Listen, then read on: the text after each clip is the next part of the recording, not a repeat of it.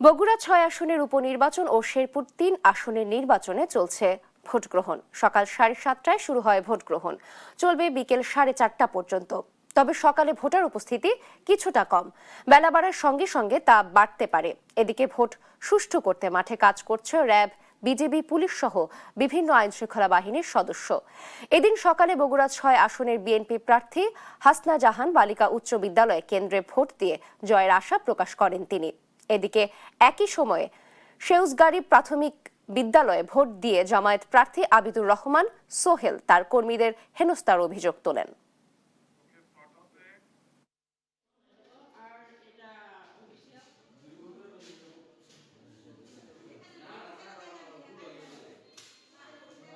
অনেকদিন পরে ভোট দিলাম, 17 বছর পরে ভোট দেওয়ার পরে অনেক ভালো লাগলো।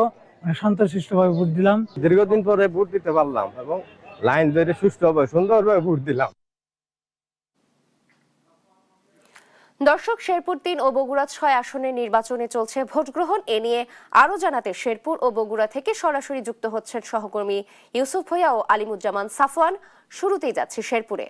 ইউসুফ, কেন্দ্রগুলোতে ভোটার উপস্থিতি কেমন লক্ষ্য করছেন এবং আইন শৃঙ্খলা বাহিনীর উপস্থিতি কেমন, তৎপরতা কেমন দেখছেন, বিস্তারিত জানাবেন।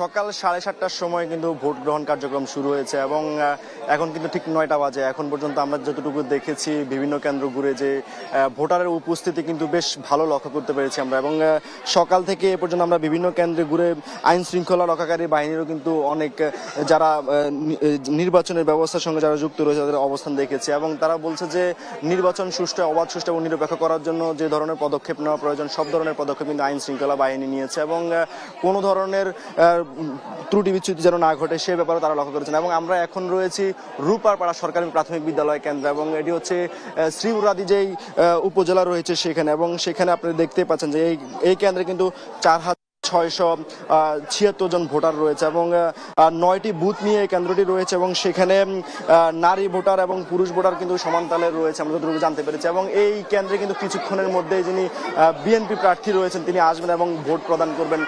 আপনাদেরকে একটু দেখায় যে কেন্দ্রের মধ্যে কিন্তু যে আপনাদেরকে দেখায় যে যারা ভোটার রয়েছেন তারা আসছেন সিরিয়াল মাফিক এসে তারা ভোট প্রদান করছেন এবং বিভিন্ন প্রার্থীর যে এজেন্ট রয়েছে তারা একে একে সবাইকে একে একে তাদের যে নিয়মগুলো রয়েছে সেই নিয়মগুলো বলছেন এবং তারা প্রবেশ করছেন। এবং এর বাইরে আপনাদেরকে জানিয়ে রাখি পুরো জেলা জুড়ে এই যে শেরপুরে যে 3 আসন রয়েছে সেই 3 আসন সংসদীয় আসন জুড়ে কিন্তু আইন শৃঙ্খলা রক্ষাকারী বাহিনীর নজরদারি রয়েছে এবং পুরো শহরটি কিন্তু নিরাপত্তার চাদরে ঢেকে ফেলা হয়েছে এবং যেন কোনো ধরনের দুর্ঘটনা না ঘটে বা আইন শৃঙ্খলা বাহিনী যেন কোনো ধরনের বিচ্যুতি না ঘটে সেই জন্য আইন শৃঙ্খলা বাহিনী অত্যন্ত সতর্ক রয়েছে বলে আমাদেরকে জানিয়ে। এবং কিছুক্ষণ আগেই কিন্তু জামায়াতের প্রার্থী ভোট প্রদান করেছেন এবং তিনি বেশ কয়েকটি অভিযোগ প্রদান করেছেন। তিনি বলেছেন যে বেশ কয়েকটি অভিযোগের মধ্যে তিনি উল্লেখ করেছেন যে তার যে এজেন্ট রয়েছে সে এজেন্ট বিভিন্ন কেন্দ্র থেকে কিন্তু এজেন্ট থাকতে দেওয়া হচ্ছে না। সেই হিসেবে তিনি বলছেন যে একটি নির্দিষ্ট দল তাদের যেই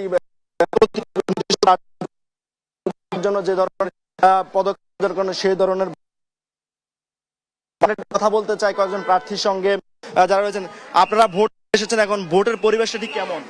ভোটের পরিবেশ ভালো। ভোট কার্যক্রমে কোনো ধরনের সমস্যা রয়েছে কিনা? জি না। শুনছিলেন যে ভোট কার্যক্রম নিয়ে তারা সন্তুষ্ট এবং তারা বলছিলেন যে ভোট নিয়ে তারা সন্তুষ্ট। আরেকজনের সঙ্গে একটু কথা বলতে চাই। ভোট দিতে এসেছেন, কোনো ধরনের প্রভাব রয়েছে কিনা আপনাদের? না, কোনো ধরনের কোনো প্রভাব নেই। ভোট পরিবেশ কেমন? সবকিছু মিলে ভালো, অনেক ভালো, সবকিছু মিলে অনেক সুন্দর পরিবেশ। আইন শৃঙ্খলা রক্ষাকারী বাহিনী ওরা ওদের মতো অনেক সুন্দর করে কাজ করতেছে। শুনছিলেন যে আইন শৃঙ্খলা রক্ষাকারী বাহিনী যারা রয়েছে তারাও কিন্তু সুষ্ঠুভাবে কাজ করছেন এবং সেই জায়গা থেকে তারা বলছিলেন যে সঠিকভাবে বিকাল 4:30টা পর্যন্ত যদি এই পরিবেশে ভোট গ্রহণ অনুষ্ঠিত হয় তাহলে হয়তো সুন্দরভাবে ভোট গ্রহণ অনুষ্ঠিত হবে। এবং এর বাইরে জামায়াতের প্রার্থী যে অভিযোগগুলো রয়েছে সেই অভিযোগগুলো নিয়ে কিন্তু আইন শৃঙ্খলা বাহিনী এখন পর্যন্ত কোনো কথা বলেন। তবে বিএনপির প্রার্থী কিছুক্ষণের মধ্যে এখানে আসবেন এবং ভোট প্রদান করবেন। তো বলা চলে যে বিকাল 4:30টা পর্যন্ত অপেক্ষা করতে হবে। সকাল থেকে ভোটারের উপস্থিতি আমরা দেখেছি বিভিন্ন কেন্দ্রে ঘুরে এবং আইন শৃঙ্খলা রক্ষাকারী বাহিনীও অত্যন্ত সতর্ক রয়েছে। ভোটের আরো খোঁজ খবর রাখছেন আমাদের, আপনি জানেন যে বগুড়া 6 আসনের উপনির্বাচন চলছে, সেখানে রয়েছেন আমাদের আরেক প্রতিনিধি আলিমুজ্জামান সাফওয়ান। সেখানে ভোটের সবশেষ পরিস্থিতি কি আমাদেরকে জানাবেন এবং ভোটার উপস্থিতি কেমন রয়েছে? ইউসুফ, আমি এই মুহূর্তে বগুড়া সরকারি আজিজুল হক কলেজে রয়েছে এবং সকাল 7টা 30 থেকে কিন্তু এই বগুড়া 6 আসনের উপনির্বাচনের ভোট গ্রহণ শুরু হয়েছে। তো কিছুক্ষণ আগে আমরা যেটি আসলে দেখিয়েছি যে বিএনপি যিনি প্রার্থী রয়েছেন তিনি কিন্তু হাসনা জাহান উচ্চ বালিকা বিদ্যালয়ে ভোট দিয়েছেন এবং এই মুহূর্তে আমি আছি সরকারি আজিজুল হক কলেজে। এখানে কিন্তু প্রায় 2252 জন ভোটার রয়েছে এবং ভোটাররা কিন্তু দেখতে পাচ্ছি যে তারা সংখ্যায় কম হলেও তারা সকাল থেকে এসে ভোট দিচ্ছেন। আমরা যদি একটু একজনের সাথে কথা বলতে চাই, আপনি কি ভোট দিয়েছেন কিনা? জি, এখনই আমি ভোট দিয়ে বের হলাম। আর এখানে আমাদের যারা ভোটের কর্মকর্তা আছে তারা সুন্দরভাবে আমাদেরকে ব্যালট দিয়েছে। আমরা সুন্দরভাবে খুব সুন্দর পরিবেশে ভোট দিয়ে আসলাম। আমার খুব ভালো লাগলো আর কি। ভোটারদের কোনো অভিযোগ রয়েছে, কোনো বিশৃঙ্খলা দেখেছেন কিনা বা কেমন পরিবেশ? না, এখানকার পরিবেশে কোনো বিশৃঙ্খলা না, খুব শান্তিপূর্ণ পরিবেশে ভোট গৃহীত হচ্ছে এবং আমি সেভাবে ভোট দিয়ে আসলাম। এই পরিবেশটা খুব ভালো লাগলো আমার কাছে। এই অনেকদিন পর আমরা এইভাবে ভোট দিতে পেরে খুবই আনন্দিত। আপনার কাছে একটু জানতে চাই, আপনারা তো কয়েকদিন আগেও ভোট দিয়েছিলেন, আর যদিও আসনটি খালি হয় আবার উপনির্বাচন হচ্ছে, সবকিছু মিলে কেমন লাগছে? খুব ভালো লাগছে, মানে এত সুন্দর পরিবেশে ভোট হচ্ছে।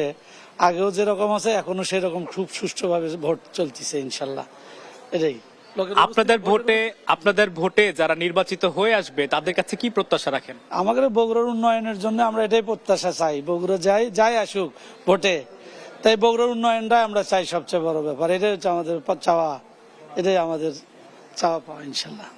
আমরা যদি একটু ভোট কেন্দ্রের ভেতরে একটু প্রবেশ করতে চাই, এখানে আমরা যেটি দেখতে পাচ্ছি যে সব দলেরই কিন্তু যারা এজেন্ট রয়েছে তারা কিন্তু তাদের যে দায়িত্ব সেটি তারা পালন করছে। কোনো ধরনের বিশৃঙ্খলা আশঙ্কা বা বিশৃঙ্খলার কথা কিন্তু এখন পর্যন্ত তারা কেউ করেনি এবং কোনো ধরনের ভোটারদের কাছ থেকেও আমরা অভিযোগ পাইনি। এবং বিএনপি প্রার্থী তিনি তার ভোট প্রদান শেষে তিনি বলছেন যে ভোটারদেরকে কেন্দ্রে আসতে এবং বগুড়ার উন্নয়নের জন্য যাতে তারা ভোটার নির্বাচনে অংশগ্রহণ করে এবং তাদের জনপ্রতিনিধি তারা সুষ্ঠু ভোটের মাধ্যমে নির্বাচিত করে সেই আহ্বান কিন্তু তিনি জানিয়েছেন এবং বলেছেন যে বিগত বছরগুলোতে বগুড়াকে আসলে যেভাবে পিছিয়ে রাখা হয়েছে, আজকে এই ভোটের মাধ্যমে আবারও তাদের জনপ্রতিনিধি নির্বাচনের মাধ্যমে কিন্তু তারা আবার বগুড়ার উন্নয়নে কাজ করতে পারবে, এমন প্রত্যাশায় কিন্তু তিনি করেছেন। তো আমার কাছে এখন পর্যন্ত বগুড়া 6 আসনের উপনির্বাচন থেকে এই পর্যন্ত এই ছিল সর্বশেষ।